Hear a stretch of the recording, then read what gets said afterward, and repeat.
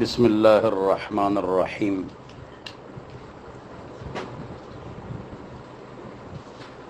زما والد سے بدا فرمایلو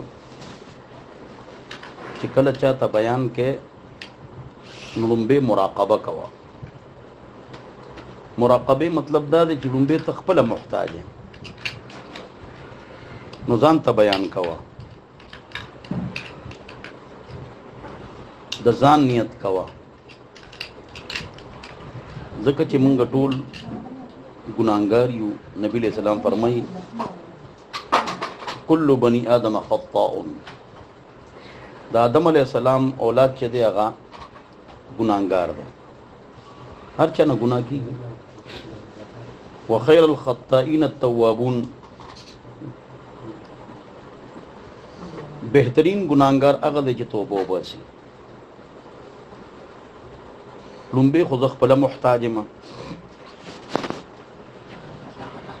دویم به والد صاحب دا فرمایله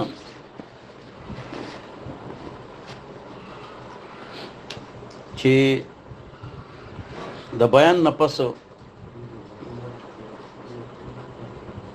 استغفار یو کس بیان کوي او شوق سره اورینو استغفار هم پکار دی، ځکه چې داعی او د بیان کون کې پزړه کې تکبر راشي. نو الله دې موږ له د مراقبه توفیق راکړي چې کلم چته بیان کوي مخکې مراقبه کوي چې دا بیان ځان ته کوم. دویمه خبره چې دا هغه په آخر کې استغفار ضروری دی چې تکبر لکه را نشي. الله دې موږ معاف کړي، آمین ثم آمین. درېمه خبره دا ده چې عالماتو ته بیان دی، حافظاتو ته بیان دی، مدرسه کې بیان دی، نو دی به ډېر احتیاط کوي. دی به ډېر احتیاط کوي. احتیاط په داسې کوي مثلا دی واده لړل واده له اولته لوپټه نشته، نو دا علم څه د پاره کوي؟ واده لړل او جامع نری دي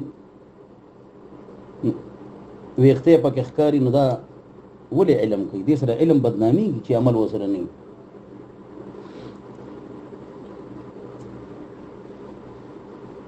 نو عالمات او علما دا ډېر احتیاط کوي. غلطه مونږ کې شتار چا کې شتا کیږي و معفو د الله نه غوړو، خو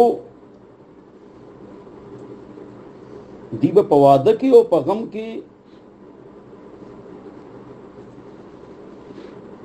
د عام خلقونه بل انداز کی، د عام خلقونه بل انداز کی چې دی اوږي کسی فرقي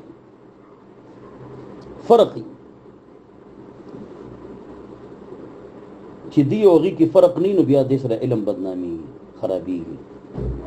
لکه یو کلی کې والی موسیقي او سار مونږ نه کوي، نو یو ورځ شو، نو دوه ورځ شو، نو درې ورځ شو، بس دا خبره بیا خلک نه اوري.